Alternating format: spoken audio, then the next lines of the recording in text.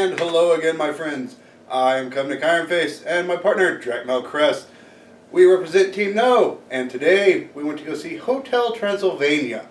Two. We apologize for being a couple of days late. The Warren Theater did not have showings on Thursday, so we didn't get to do it then. We already had plans on Friday, and Saturday sucked too. So now we're doing it Sunday. Yeah. Better late than never, but we promised we were going to do it, so we were doing it. Now, or did it. Yeah. Now, we normally, up to this point, we've been going and doing basically only live-action movies. So, an animation movie is a little bit of a different thing, and it's mostly a kids' movie. So... Yeah, but that doesn't, mean it should be good or bad. It means that we need to take it into a different light. But we still want to kind of break down our normal... as it is. For anyone that's watched the first one, this one starts out with the main characters from the last one going ahead with the wedding. But the storyline here is actually focused on their son. There's a huge time jump right there at the beginning to about 5 years later, almost 5 years later, because their son's turning 5 soon. And the whole focus on this is... apparently in this world at least, at the age of 5, any child that's going to be a vampire will have their fangs. If not, he would be a human like his father. And a bunch of hijinks surrounding that, whether he's going to be human, how he interacts with his family, and Dracula being cuckoo. Nazi cuckoo! I did not see the first one, so I didn't see any of the character progression from the first one. But just watching this one, there's still a lot of progression, at least with the main character, Dracula. As far as the two children, what's her name, Mavis and Johnny. Yeah, the ones that get married. Yeah, they seem kind of, blank. They really just like, hey, I've got one setting, and I've got one setting, and that's what we do throughout the whole movie. It wasn't bad, though. It was understandable. It's like, okay, hey, Johnny wants to have some alone time with the girl, but the baby keeps getting in the way, and Dracula wants to have the baby away so that he can, make sure it becomes a vampire. Johnny is about the same as he was in the previous movie. He's just, he's a hippie. Hippie! It's like, I'm not a hippie, I am a slacker. Oh, yeah. As far as that goes, though, a lot comes out on Dracula's part. Now, I'm not sure how much of this is Adam Sandler's part and this is just the writing, but it meshes pretty well together. And I've got to say, I don't know if it'll save his career from all of his other bad movies, but it's a good place to be right now. Yeah, and you get mostly the same cast of characters from the previous movie. Frankenstein's monster, technically, the mummy, Blob, and the werewolf, all your sub-characters. And they have about as much here in this movie as they did in the last one. Nothing really to build upon, but they're good, side jokes and gigs and stuff like that, including the Invisible Man. For a while, they make fun of him for his girlfriend from Canada that nobody can see because she's also invisible.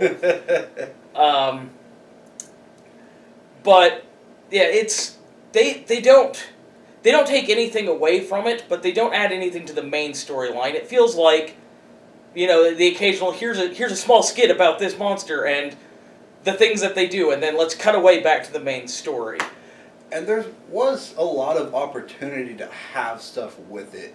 I mean, maybe it would have been a little too adult for their target audience, but throughout the whole movie, Drax trying to get the kid to be scary vampire, and all the other monsters are like, oh, we're too old for this stuff, this isn't going on anymore, so why are we doing this? And there could have been a lot of tension between Dracula and the other monsters, but there really wasn't. I think that would have added a little bit to those characters. I'm a vampire, you can't hypnotize me. Yeah. Which, he didn't even have fangs, so it really didn't see a lot. And of course, since we don't have really, not the same sort of cinematography, we want to kind of break down and look at the animation. Now, I've spent a long time building 3D models and stuff like that. I love animated films. It's a small part of what's left of my empty heart, but I love these movies. Regardless, Disney, DreamWorks, Pixar, I love them. And the animation in this movie is really spectacular.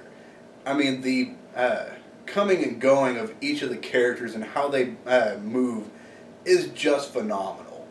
I don't know if the lip syncing is quite so well. I noticed a few points where it was kind of off. But in the end, I really didn't care. I was having more fun watching it occur than anything else. There were some cases where I felt that there was a little bit too much going on. Like, I know it's a kid's movie. Hey, entertaining, but what was it the same thing that the Nostalgia Critic said? It feels like shaking my keys, look at this, look at this, look at this.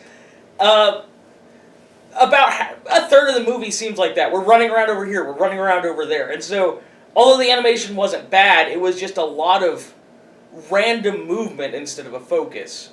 However, one of the things I really like is the scenes that they set up in the 3D environment. Obviously, they don't necessarily look real. They're cartoony, but they represent a good difference between like new and old. Because you've got a bunch of, the dark forest, dark woods, spooky this, and they immediately cut to like a new park that's put in the dark forest. And it's bright and sunny and shiny, and a great contrast. A great contrast, yeah. It shows a good dichotomy of, the old monster world versus the new world with the humans. And you see a lot of scenes like that. And the same as, it's all over, even in the hotel, where you've got a bunch of, there's monsters this hanging around, and then... playing on their Facebook. Zombie Facebook, yeah. They really should have had a zombie playing Plants vs. Zombies. That would have been great. Yeah. Spending money, though, on licensing. Yeah, I don't care. That's commercial. Free commercial. Yeah.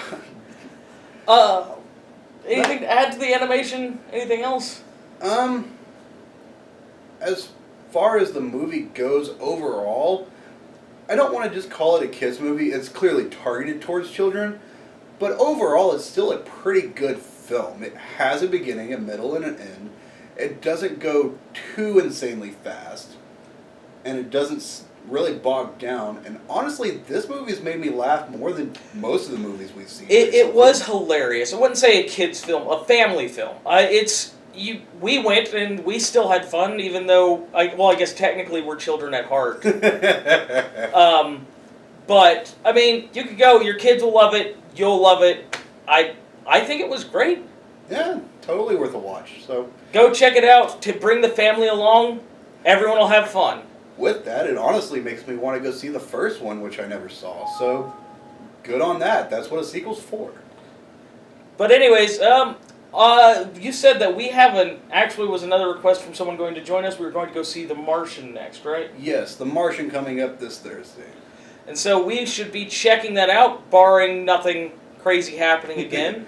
If you guys, of course, like what you see, go ahead and click like below. If you want to hear more of our rants about movies, go ahead and click subscribe. All right, see you guys next time.